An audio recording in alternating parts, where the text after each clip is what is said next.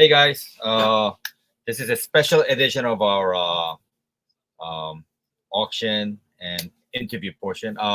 We just came back from Terrificon. We had a fantastic time, but I want to share with you one of the greatest interview we ever did, and it was with legendary creator David Mack, who is famous for Kabuki and creating Echo, and he's worked.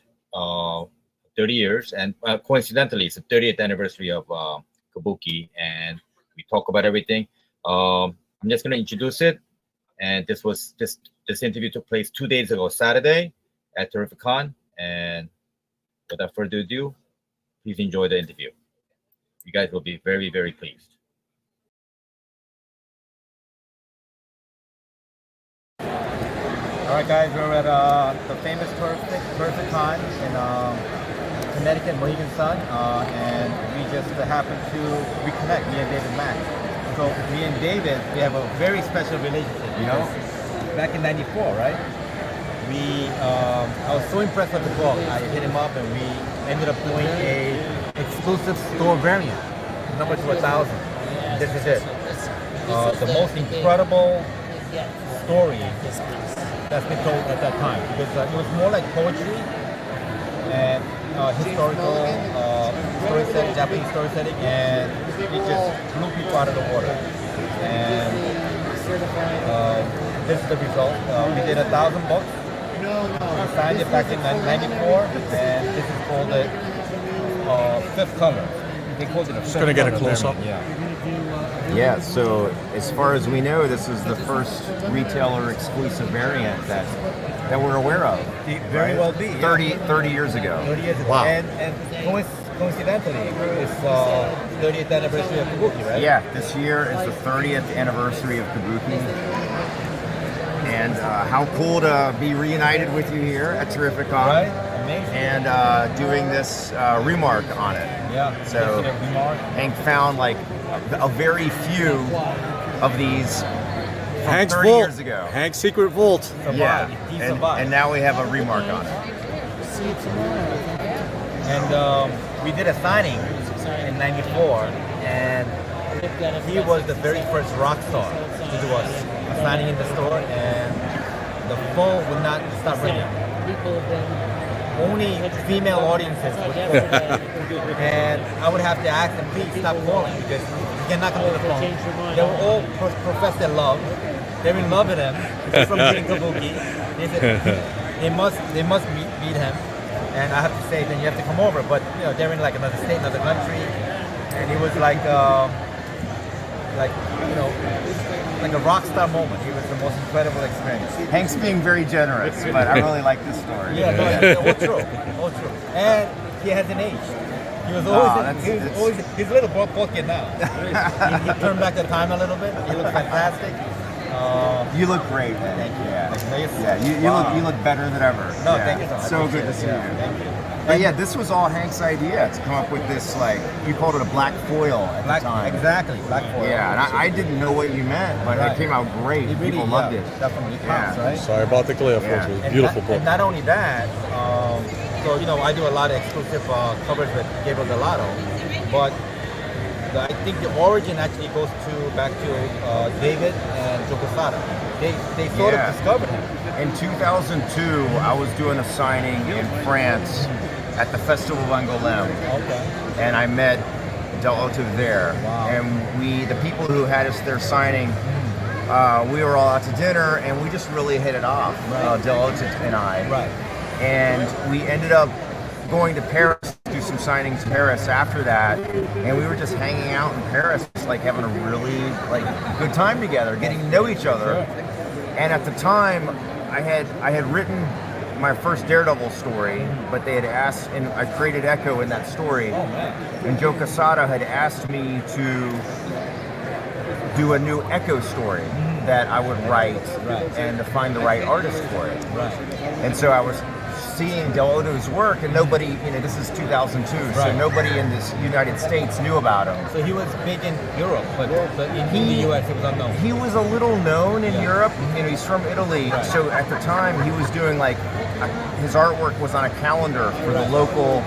They call it Carbonari. It's like the local police. Okay.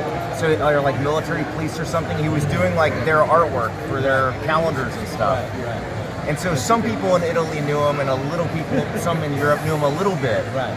But I don't think anyone in the States were familiar with him.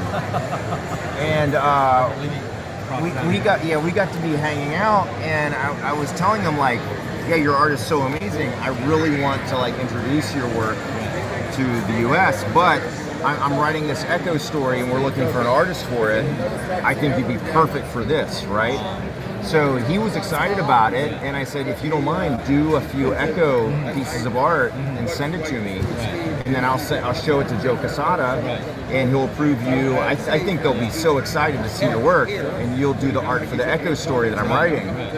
And so he did like 3 or 4 amazing like Echo paintings, like oil paintings, beautiful pieces. And I forwarded them to Joe Quesada. Not even pre-lamp, he was finished. Finished pieces. And like I was also working with Brian Bendis at the time. I was doing covers for Alias, and I had introduced Brian to Marvel when I was writing, and then I basically I was writing Daredevil, and then I took a job as the artist just to get Brian a job as the writer. Oh my goodness. So I showed it to Brian too. I showed it to Brian and Quesada, and they both loved it. But Brian at the time was writing a series called Secret Wars. Yes.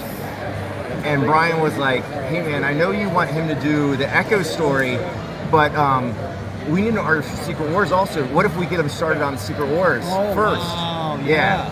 So I was like, yeah, let's get him work. So I showed him the Echo artwork to give him the Echo job, but he got the Secret Wars job. Wow. Quesada and Bendis gave him the Secret Wars job. And then Quesada was like, hey, he's too busy to do your Echo story now. Man. So then I ended up doing the art myself for the Echo story, which in retrospect I'm happy to do. And I'm happy it worked out that way, because it was great to see his Echo work, but how cool that like those Echo paintings got him Marvel job, which got him more and more work. Unbelievable. And I was in Italy a few years ago. Well, I'm there like every year for like Lake Como and stuff, but in 2020, right before the pandemic got bad in Italy, in February, I was in Italy, and I visited his studio in Rome, Gabriele Dell'Otto. And when I came to his studio, he gave me as a gift the original Echo painting that he did. Wow. 20 years earlier. Unpublished. Yeah, unpublished, and was like, I'm giving you this as a gift, thanks for introducing it. And so I had this amazing Echo original painting, like pretty big one, given to me in Italy. Unbelievable.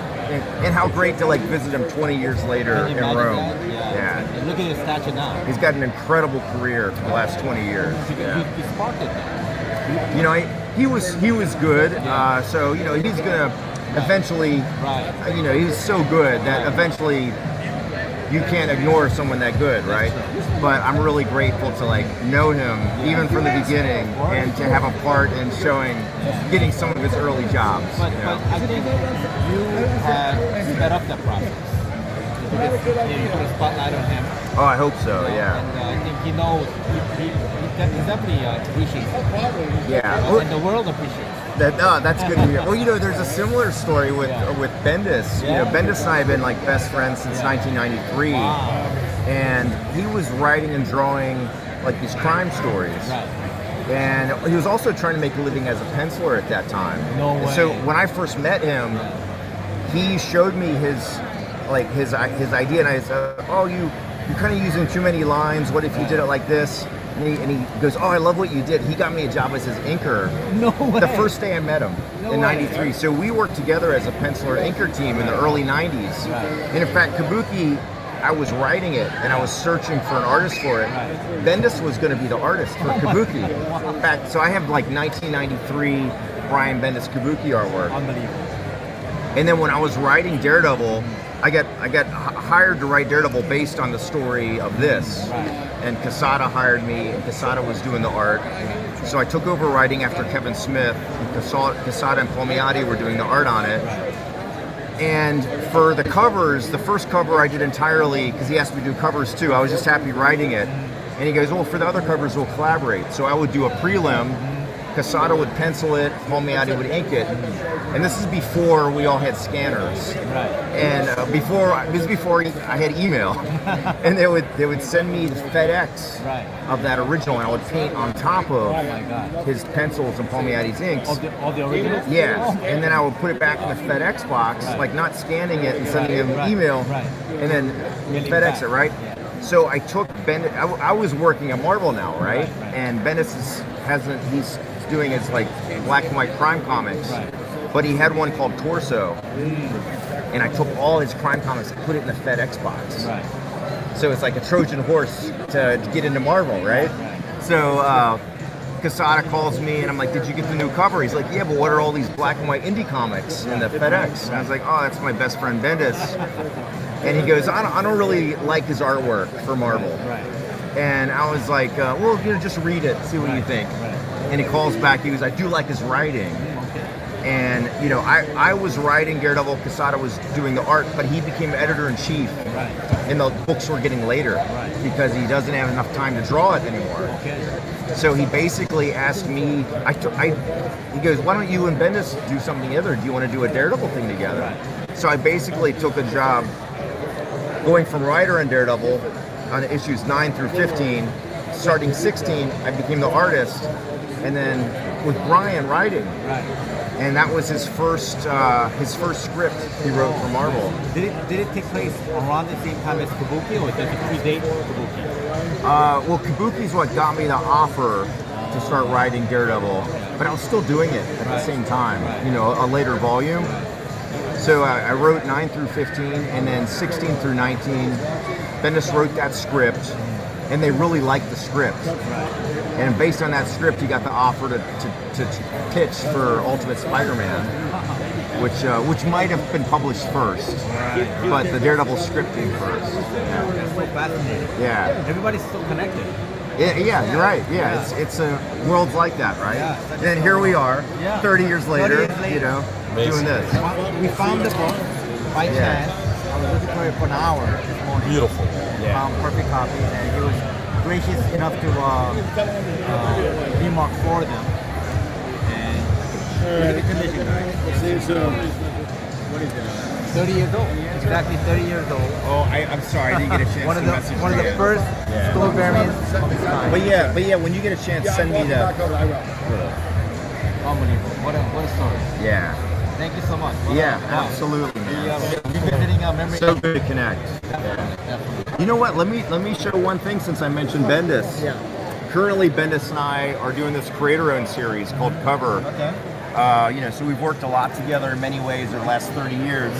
This is the first time we did our own completely created independent book that we created together. And we got nominated for 3 Eisner Awards, including Best Graphic Novel of the Year. Wow.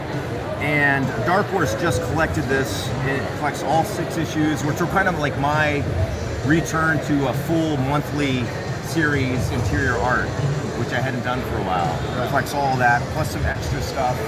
We're working on the new volume now. And it's also inspired by my overseas travels for the U.S. State Department. Oh, wow. So for the last few administrations, much of the year I've been overseas, like working with the embassies in different countries, and a lot of that went into this book. Unbelievable. So you were sort of like a spy? State Department. Okay. No, work He with can't tell you because now he's gonna have to kill you. That was in former Soviet areas, the country of Georgia, which Russia still kind of occupies 25% of it since the last time they invaded in 2008. I was in North Africa and Asia. Unbelievable. Yeah, and a lot of those experiences went right into this book. I can't wait to read it. But guys, you heard it here first. 30 years later, we rediscovered one of the original store variants ever made. David and his numbers, and now it's remarked. what a career he's had. What a Amazing. career. Yeah, so good Amazing. to see you. Like so great to be here. Thank you so much. Yeah, thanks for. No. He's the man. He's the man. He's the man. Want to stop Yeah, it? this is great, man. Really cool to connect with you. How do we stop it, bud? I know. We're gonna stop. But man. yeah, you look great, man. I Just, remember I don't know how to we stop went it.